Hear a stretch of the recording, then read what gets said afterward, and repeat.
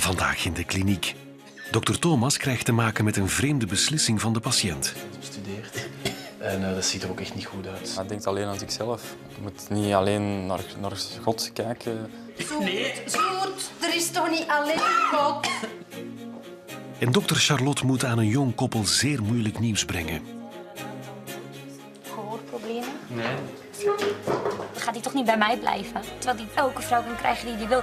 Dat is wie ik ben, dat is wat ik ben, dat is waar ik voor sta. Ik wil stewardess zijn. Dit kan gewoon niet.